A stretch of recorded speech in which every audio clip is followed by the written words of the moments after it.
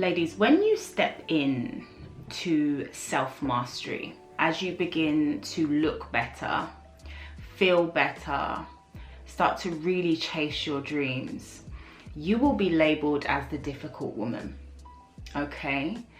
You will be the difficult child, or the difficult partner, or the difficult co-parent, or, you know, the difficult sibling. At some point you're going to be labeled as difficult. Now, when I talk about the difficult woman, I don't mean the combative woman. I don't mean the mean woman or the woman who likes to make things difficult. That's not where we're going here, right, ladies? I'm talking about society standards of a difficult woman, and society perceives the difficult woman as a woman who prioritizes herself, as the woman who chases her dreams. The woman who says no, the woman who has boundaries is the difficult woman. When you come to this place, ladies, of releasing the people pleasing, more agreeing with yourself than with the approval of others, you do become this label, and that's okay. And this is what I want to help you understand today, that it's okay to be the difficult woman. Okay, and so welcome back to another video or podcast that's going to change your life. If you like what you're hearing, you're intrigued, keep watching, keep listening. Let's go.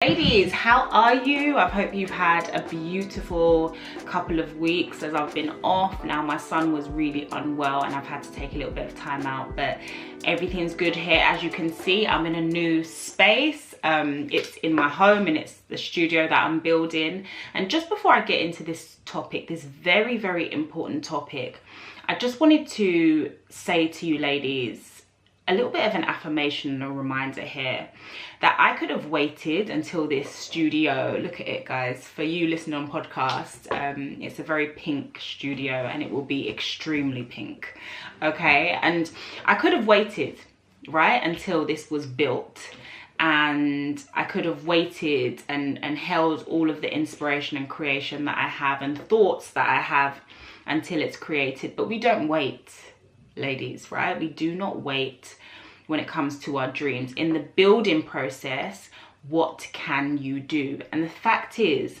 that when you delay that, a lot of the time the inspiration is gone. So even when you're building, keep going, okay? And hopefully the studio will look beautiful and pink and bright and, you know, wonderful at some point. But right now it's about the content. It's about getting what's in my mind out to you ladies and really building our self-mastery together. So let's get into this topic. Okay, ladies, we're going to start with the fact that well-behaved women very, very rarely make history. I want you to take a moment to think about the inspirational women in your life, or inspirational people that you just look at and think, yeah, like, I love what she does. I love who she is. Has she always been quote unquote good? Has she broken barriers? The fact is here, ladies, right? You cannot break barriers if you do not break the rules. And the patriarchy exists, right, as rules. And it's about breaking those rules of what society deems a woman to be. Agreeable, likable, nice. We need to break those barriers. The cost of being well behaved is our self-esteem, is our confidence, is our money, is our self-belief. That's the cost of being well behaved. If you have the boldness to step outside of the box that society has made for you, what are the beautiful possibilities? And I'm telling you ladies, they exist. Okay ladies, you must develop thick skin. Your skin needs to be thicker. Okay? As you start to improve your life, it is going to show the people who are for you and the people who are against you. And this means that you cannot take everything personally. Filter out the noise. this also requires you, ladies, to know what you want. Please visit my video podcast of building a vision as a woman. You must know what you want as a woman in order to be able to filter out the noise of others. I have a podcast video coming up about motherhood, and there's a lot of noise around motherhood right now. And the facts are, if you know what you want, right? If you know that you want to be a mum, that's something you're going to do, regardless of what people are saying about motherhood. And the same for the opposite. So it is really about knowing yourself and deciding not to take things so personally. How do we actually care less about what other people think about us? Well, we realize that narrative does not equal reality. Now, there's so many of you ladies, right, talking to me about smear campaign. I made a video on TikTok a little while ago, about a year and a half ago, about the smear campaign and how beautiful that actually is. And since then, I got a lot of comments about just, you know, women being smeared, basically, as they level up. And it's so important to separate the two. Some of you are living with the narrative of others and the reality of yourself. Separate them. Narrative does not equal reality. What someone says about me is different from my reality. Say it. Ladies, what someone says about me is different from what actually is. And then when you're able to separate that, right? I respect your opinion, but I don't have to ingest it. I respect what you're saying, but it doesn't belong to me. When you develop that mindset, your reality speaks for itself. Taking things personally about what other people say about you, being the difficult woman, is self-sabotage. Take it with a pinch of salt. So ladies, you must become comfortable with being uncomfortable as you step into this dream life, as you step into being self-actualized, into self-mastery. You must become comfortable with discomfort to the point where you can almost hear it. You can almost see it. I'll explain that a little bit. Now, as you ladies know, I lived in discomfort for years, right? For about 6 or 7 years, until about 2.5 years ago, where I really decided to go on this journey and change my life. But because I lived in that discomfort for so long, I know what discomfort feels like. And this is something I need you ladies to develop. Reframing discomfort. And actually, this is how you avoid red flags. I experienced how it feels to not be myself. So when I'm not being myself, when I'm in the energy of people who do not support me, when I am doing something that doesn't feel like me, I can feel that right away. Because I know what discomfort feels like, I can walk away from it and therefore live my life. Now I can say no. It's like now I can check my discomfort meter, right? I know what that feels like. So I'm gonna walk the opposite way. Same thing with people saying things about who you are and, you know, who you're going to be, or things that you're doing that don't make sense. The minute, the almost second that you hear that is the time where you know that it's time to align with your own energy. And the facts are, when you align with your own energy, the right people meet you where you are. Okay? You don't need to over-explain. You don't need to overcompensate. You do not need to over-apologize when it comes to connection. They will understand. And if they don't understand, they'll try to. So ladies, I used to be the nice girl. Okay, nice. Alicia is so nice. Oh my god, I used to have locks and you know, dreadlocks in my hair, and everyone thought that I was like a vegan, eating like peaceful, happy. I mean, you know, I am positive, I am happy. People's perception of me was that I was just this floating character, right, of just niceness. And let me break it down to you, right? When you're a serial empath and serial people pleaser, when you decide to say no, your no is gonna feel like hell. You're so nice, people build up a perception of you that's unrealistic, to the point where when you say no, that's enough, or you hold a boundary, they can't cope. They feel as though you are a horrible, difficult person. And this is why I say all the time, you cannot go around being nice to everyone. You are nice to people who treat you with respect. Okay, you're kind as a general practice, but you are nice to people who treat you with respect.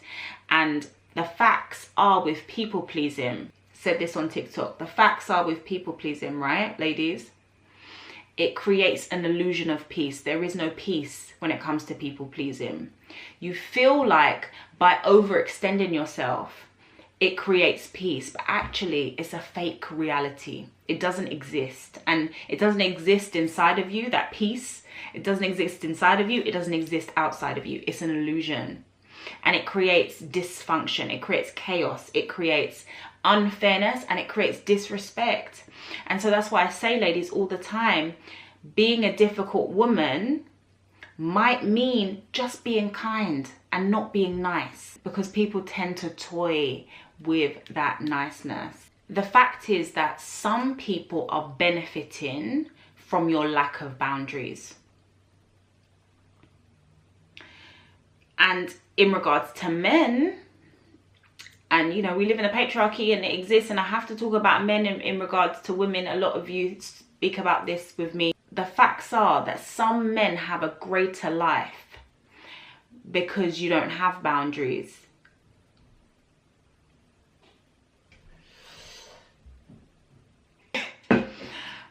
This is the fact, ladies. And so, ladies, I need you, as you step into this life, hold those boundaries. The niceness builds a very high and unrealistic perception of you, and actually creates more chaos down the line. I've been thinking about sisterhood a lot, ladies, and I'm in two minds about sisterhood, right? Because there can be sort of a facade around sisterhood and what that actually means. And the reason there can be a facade is because actually the patriarchy was also designed to divide women. So you have a lot of women competing with each other, a lot of women who are jealous.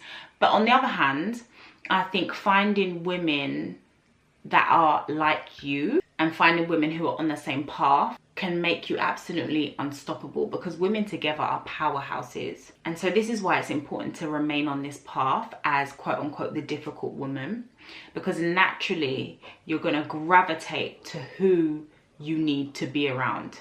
Your tribe will come to you, almost like a collective force. Women are the creators. So I feel that literally being on this path, your life will become curated in a way that benefits you and accelerates your life with the people around you. So ladies, I'm going to need you to stay on this path, okay? Even though it may be difficult at times, even though perceptions may cloud your head at times, you need to stay on this path because it's the making of you. I really want you to just close your eyes for a moment and just think about it. If you're driving, don't, okay? But if you're in a peaceful place where you have some time, just close your eyes and think about this, ladies. Other people's perceptions of who I am are not my reality.